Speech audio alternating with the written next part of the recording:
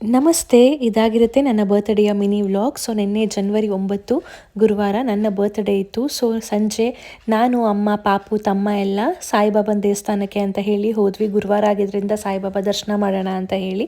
So ಅಲ್ಲೇ ಒಳಗಡೆ ಶಿವ, ಪಾರ್ವತಿ, ಗಣಪತಿ ದೇವಸ್ಥಾನ ಎಲ್ಲ ಇದೆ. ಸೊ ದೇವ್ರ ದರ್ಶನ ಎಲ್ಲ ಚೆನ್ನಾಗಾದ್ಮೇಲೆ ನಾವು ಫಸ್ಟ್ ಮನೆಗೆ ಬಂದ್ವಿ. ರೋಹನ್ಗೆ ಸ್ವಲ್ಪ ಈವ್ನಿಂಗ್ ಡ್ರೈ ಫ್ರೂಟ್ಸ್ ಆ್ಯಂಡ್ ಹಾಲು ಕೊಡೋಣ ಅಂತ.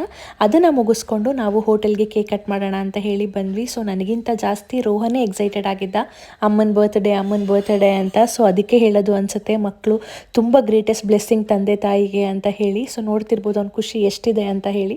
ಸೊ ಕೇಕ್ ಕಟ್ ಎಲ್ಲ ಮಾಡಾದ್ಮೇಲೆ ಒಬ್ರಿಗೊಬ್ರು ತಿನ್ನಿಸ್ಕೊಂಡು, ಪ್ರತಿ ವರ್ಷವೂ ನಾನು ಬರ್ತ್ಡೇಲಿ ಬೇರೆ ಬೇರೆ ಊರು ಅಂತ ಹೊಟ್ಟೋಗ್ತಿದ್ದೆ, ಟ್ರಿಪ್ ವೆಕೇಷನ್ ಅಂತ.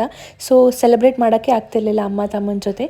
ಸೊ ಈ ವರ್ಷ ಊರಲ್ಲೇ ಇರೋದ್ರಿಂದ ಎಲ್ಲರೂ ಒಟ್ಟಿಗೆ ಒಂದಷ್ಟು ಕಾಲ ಟೈಮ್ ಸ್ಪೆಂಡ್ ಮಾಡಿಕೊಂಡು ಖುಷಿಯಾಗಿ ಬರ್ತ್ಡೇನ ಸೆಲೆಬ್ರೇಟ್ ಮಾಡಿದ್ವಿ. ಅದಾದಮೇಲೆ ಊಟ ಮುಗಿಸ್ಕೊಂಡು ಮನೆಗೆ ಬಂದ್ವಿ. ಇದಾಗಿತ್ತು